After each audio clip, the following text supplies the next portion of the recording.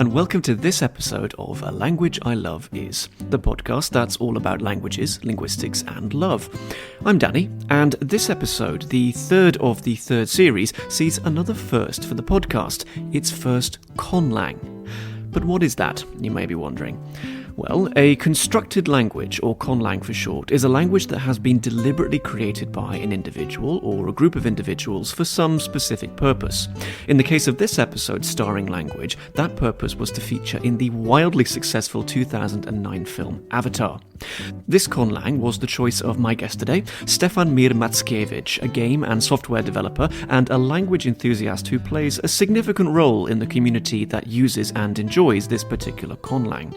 We talked about its origins and sources of inspiration, its construction and its current status, as well as its sounds, its grammar, and even its diachronic or historical qualities.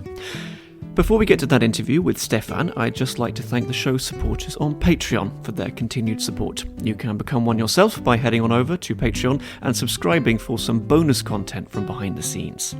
So, here's Stefan talking all about Na'vi.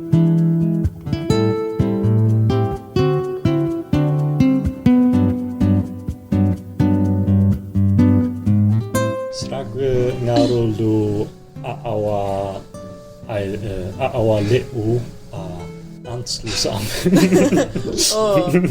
Anslusam kehe le'u at anslusam. Fu le'u a ipu. Fu le'u alal. Fu le'u amik.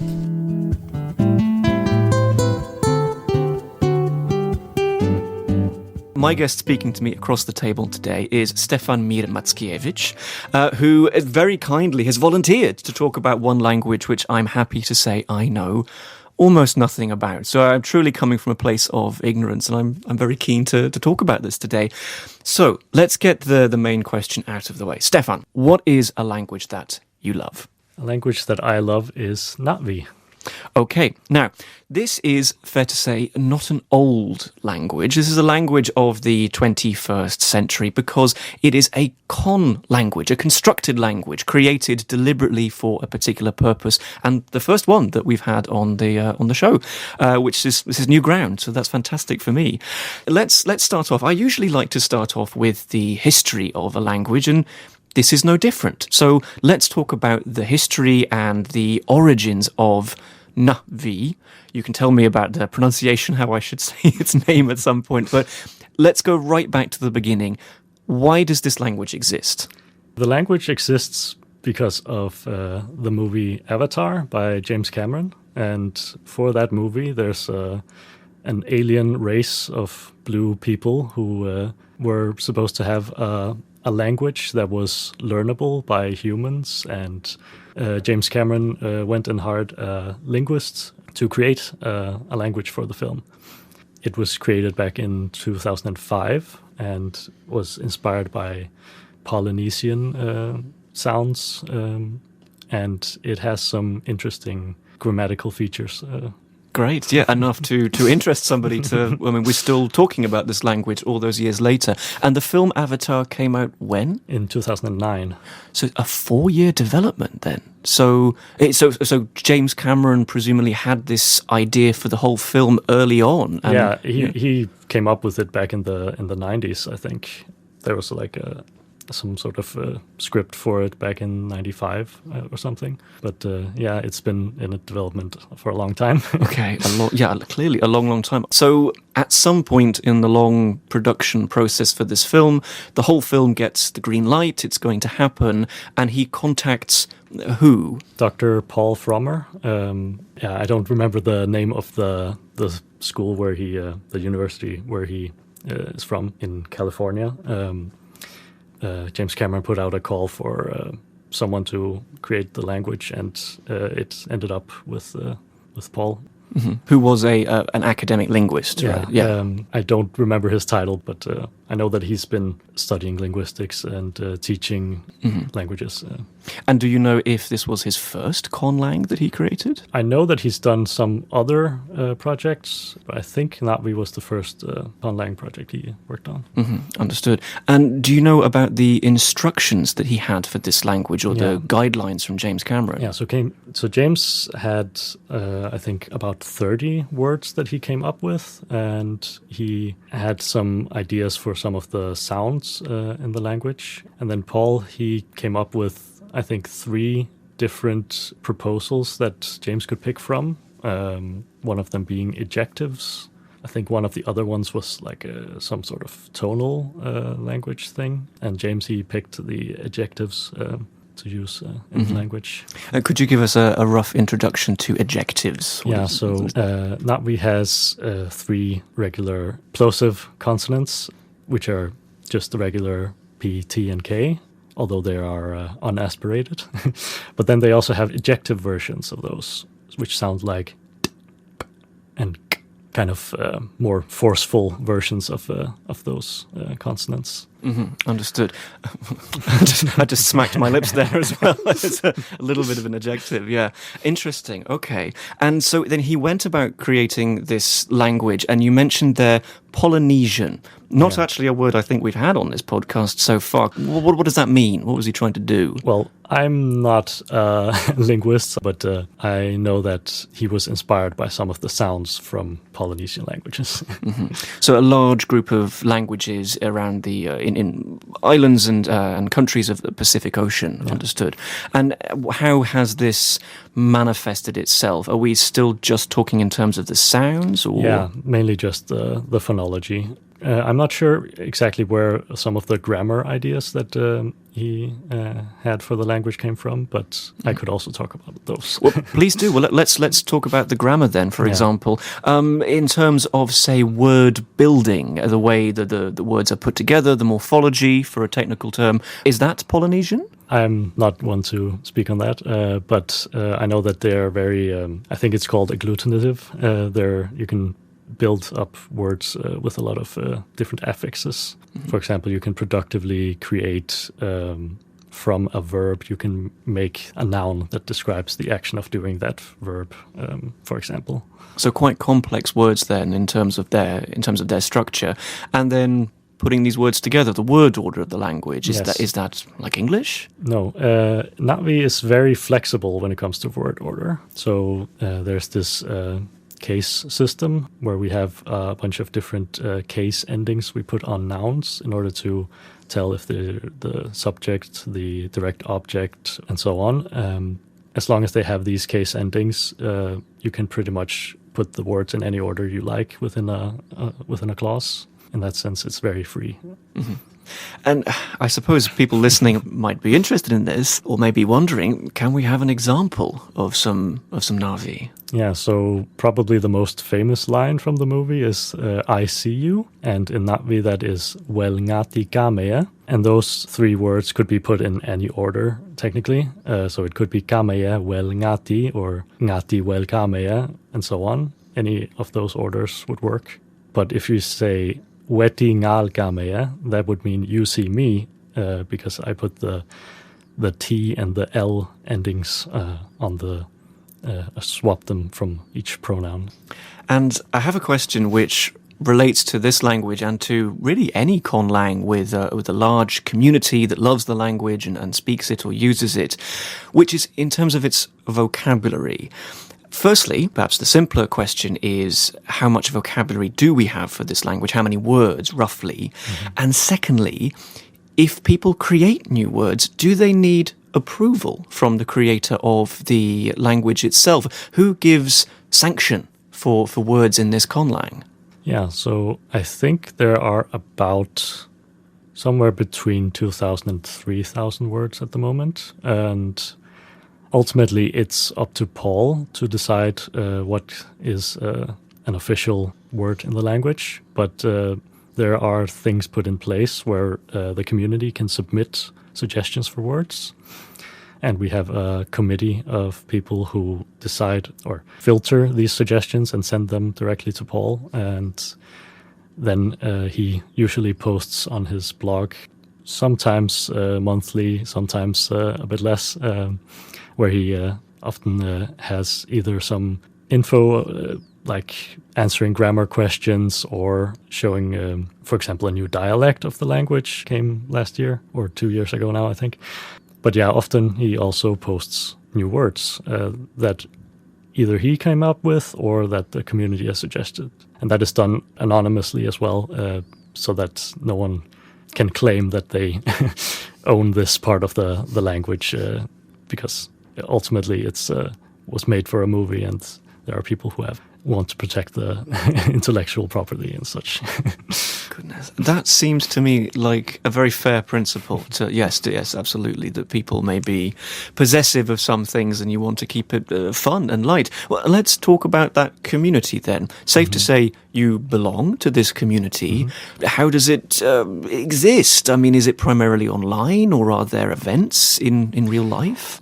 Yeah. So. Back in 2009, after the movie came out, or I guess maybe even before, someone started a website called Learn-Na'vi, and that was like the first community for people who wanted to learn and speak Na'vi, and it's still around today.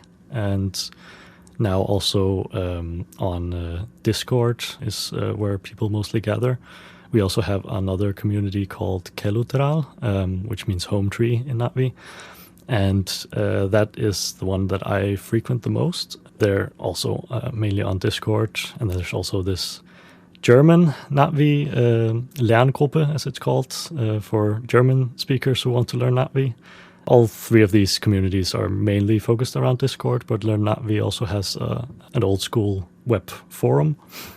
I think back around after the first movie came out, there were a couple of meetups, I think called Avatar Meet. I think those were in the United States mostly. There haven't really been many physical meetups lately, but there's some online conventions. Kelutral hosts something called Omaticon every year, where people who have done things related to the movie, like actors or creature designers and costume designers and such, come and talk. And also sometimes Paul himself has spoken there. I mean, he must have this godlike status when he descends to join these groups. But also that must be so rewarding for him to see what he has created, this community as well as the language.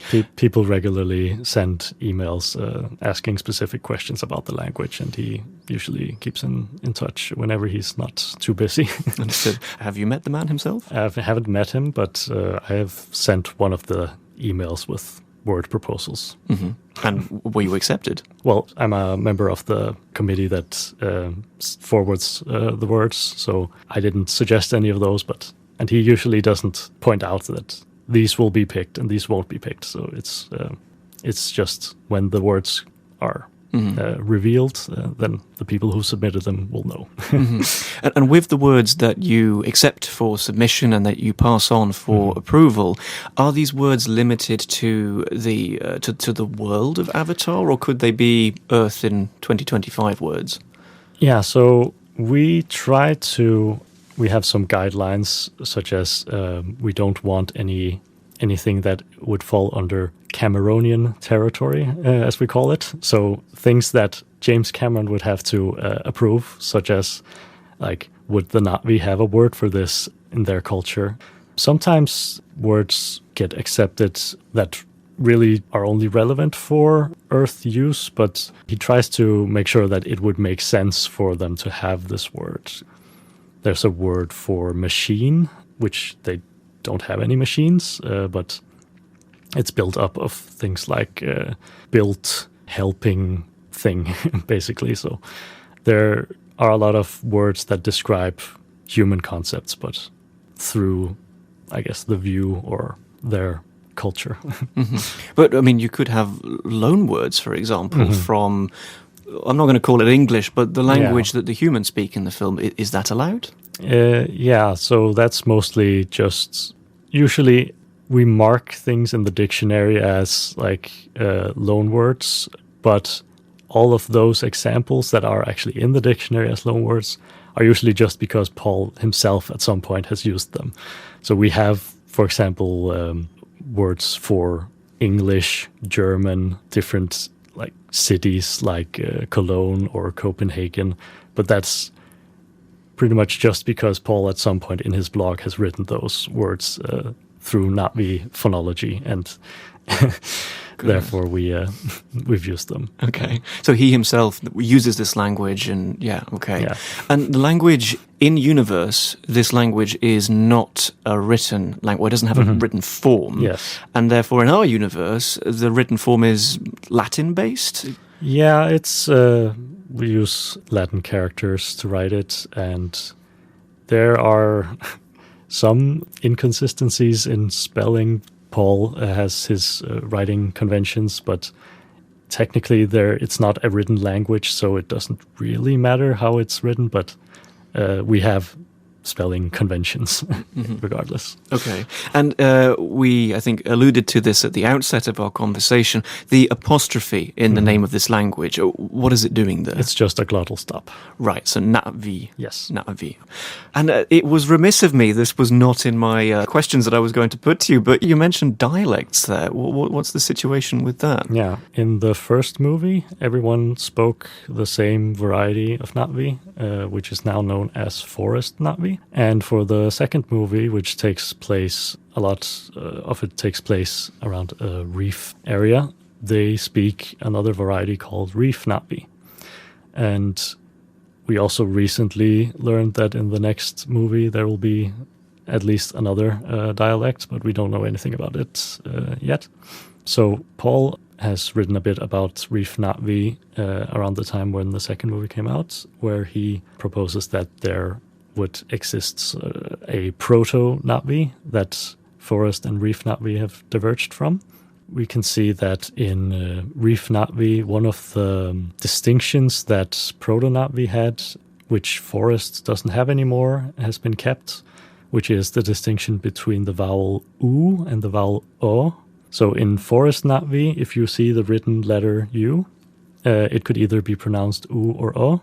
But in Reef Na'vi, there is a distinction. So U is written as a regular U, and O is written with a grave accent, so an accented U. There are also a couple of other things, such as this glottal stop we talked about. If it's between two different vowels in Reef Na'vi, then it gets dropped. So a word like ne'au in Forest Na'vi would just be ne'au. And there's also some extra sounds. Na'vi, up until we learned of Reef, was said to not have any B, D, or G sounds, so B, D, G. But in Reef Na'vi, the ejective sounds and K at the beginning of a syllable turn into those voiced consonants. There's also this sh and ch sounds are also in Reef Na'vi, which aren't in Forest Na'vi. And there are also some extra grammar things that are different. This is all wonderful. This is making my nerdy linguistics heart very, very happy indeed. Proto-Na'vi. I love that. The fact that, people are working with reconstructed ancestral forms. This is just great. This is proper linguistic love.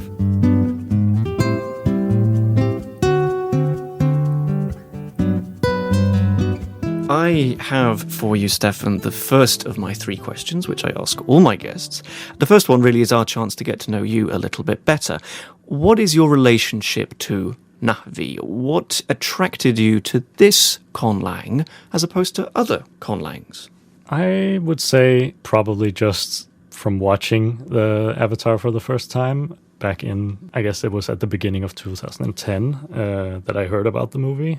And even before I watched it for the first time, I learned that there was Na'vi, that was a real language created for the film. So I even looked up some of the words and also recognized them watching the movie for the first time. That was pretty cool. Yeah, I've just been interested in languages since I was born, basically. Grew up with a lot of different languages. And somehow Na'vi just caught my attention back then. And I started learning it. And then there was a big pause in between the first and the second movie where there weren't many new things coming out. So I took like a break from it. But when the second movie came out, I looked into Na'vi again and found that there were 2 or 3 communities now. And one of them really attracted me, and I fell in love with the language all over again. Very nice. Okay, so it's a long-term interest in this language over, well, a decade now, 15 or so years. Fantastic. And what about other conlangs as well? Are there ones in particular that you enjoy to a similar degree? I got into Star Trek a couple of years ago, and last year I also started learning Klingon, and kind of jumped into the deep end by going to a small Klingon meetup. I'm still a beginner at that language, but I have a lot of respect for it as well. Okay, but a completely different type of conlang, right? Mm-hmm. I mean, Klingon was designed to sound quite harsh, for want of a better word. So, I mean, how does it compare to you? I think it's really interesting to see like the differences in vocabulary and so on between the two languages. They're very contrastive, but in some cases, like some of the sounds of the languages are quite similar in the way you spell them, and that's I've also always find it funny to see false friends between the two languages. So there are some words that are valid in both Klingon and Na'vi and mean completely different things. Do you have an example to hand? I have one word which it's not a particularly good example, but ngop in Na'vi means to create, and in Klingon it just means a plate used for eating, for example. Very nice. You're dismissing cognates, you're dismissing correspondences between the two languages, just false friends. I love it. It's conlang historical linguistics.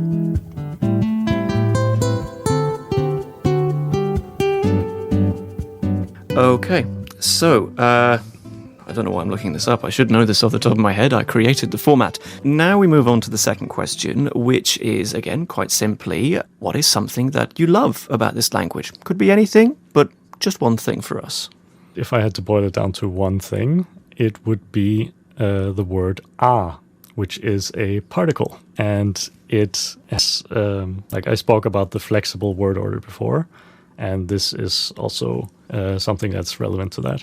One other interesting thing about the language is the fact that verbs can have infixes, and these infixes determine the tense of the word, the aspect, and they can also be used to, for example, in the sentence I talked about before, I see you, kameja has this, the original root word is kame.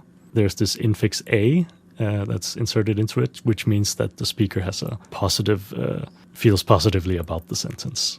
But yeah, that's just another thing that I could have talked about. But so this a word is used for adjectives, relative clauses, and subordinate clauses. So if we have, for example, two words, kelku and hei, kelku means home and hei means small.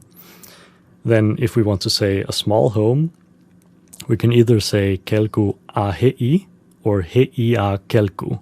So the a gets attached to the adjective and it points towards the noun so that you can see or hear which noun is being described.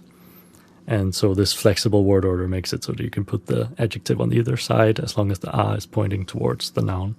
The a can also be used for relative clauses. So if we want to say the home that is in the forest, we would say kelku a tok na'ringit. And we can also swap that around and say tok na'ringit a kelku. Is in the forest the house, basically. So the a can be translated as that or which in most cases. And there's this other form as well, alu.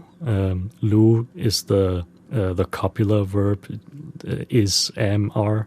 So alu basically just means which is or that is. So I could say leu alu a lesarlu. The word that is a is useful. This a can also be used for subordinate clauses. So if you want to say it is fun to wander in the forest, then you would basically say this thing which is to wander in the forest is fun. And this thing would be fe'u. U means thing, and fe is the prefix meaning this. So fe'u a, this thing, that. And this set of words has been, I guess, lexicalized. So it's contracted into just foi. I talked about some case endings before, so you could also say fe'ut a. So that is the same thing, but with a direct object case ending. So, for example, I see that the house is small. Se a wel fe'ut a kelkulu hei. And this is also contracted into just futa. And we have different forms of this. So we have fua, futa, fula, fura, furia for the different case endings. I could list a bunch of different example sentences here. So, Tse a wel kelkulu hei a fe'ut means I see that the house is small. The order of the words would be see I, house is small, that, this. So the word order is very flexible here, and the case endings help you to know what is the object and what is the subject. There exist a bunch of other contractions, not just from fe'u, this thing, but we also have tengta, which comes from te engit a, the answer that is. So this is when you want to make an indirect question. For example, I don't know where the home is. Ke omum wel tengta kelkutok besengti. So tengta here is the answer that is. So I don't know the answer that is, where is the house, basically. That is as the direct object, tengta. And there's also tenga, teeng a, which is just the subject. Tenga pesu kelkusi fitseng ketsranten means the answer that is who lives here is not important. So that just means it's not important who lives here. And there's also fmaunta, which is fmaunit a, the news that is. So stolaum fmaunta kelkulu hasei. I heard the news that the house is finished.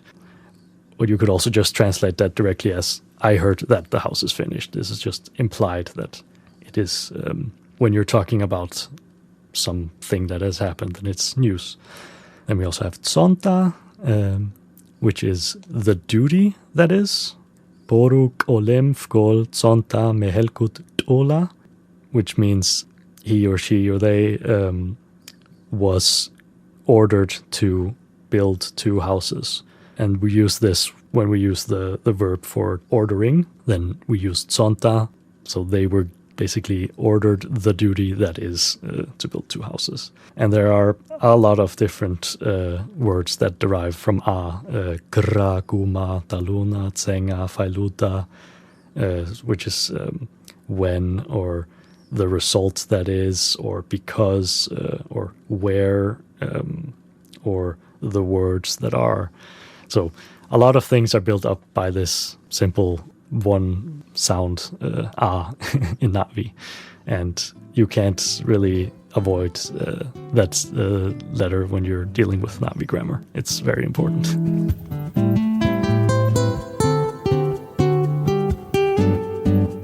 Third and final question remains the same as always. As we prepare to exit this episode and leave the Na'vi language behind, what is something that you would like the audience to know about this language?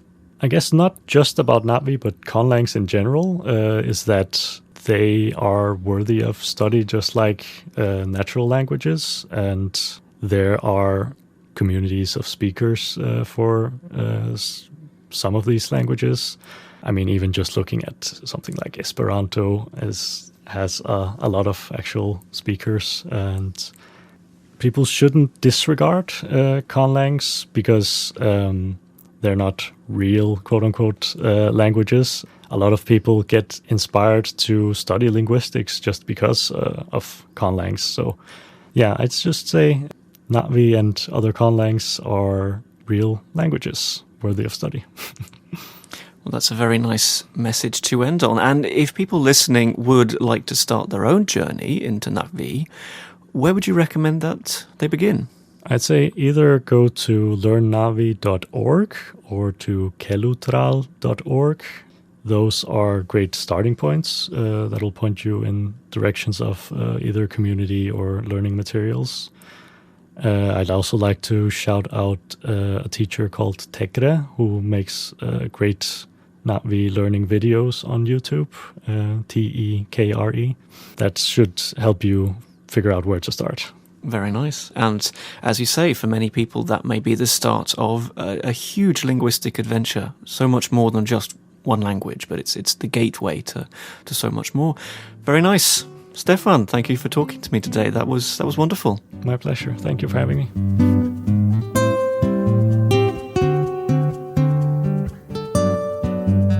My final fun fact for this episode is my chance to flesh out the whole idea of conlangs, specifically to say that they are a lot older than you may think.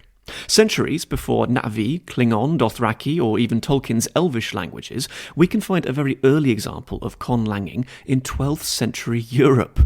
Yes, I know, it's very on brand of me to bring the topic back to medieval history, but bear with me. The conlang in question is the ignota linguae per simplicem hominem Hildegard prolata, Latin for an unknown language produced for the simple woman Hildegard. This was the creation, for want of a better word, of Saint Hildegard of Bingen, the German abbess. As well as being a composer, a scientist, a mystic, etc., Hildegard was actually something of a linguist too, and left us about 1,000 words in this utterly strange language.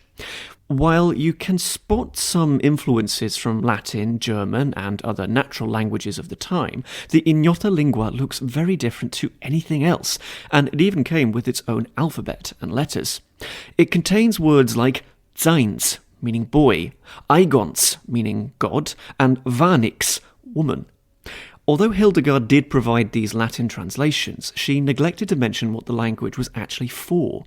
It may have been a simple intellectual experimentation, or an alternative language for the nun's everyday life, or even something that God directly told Hildegard to write down.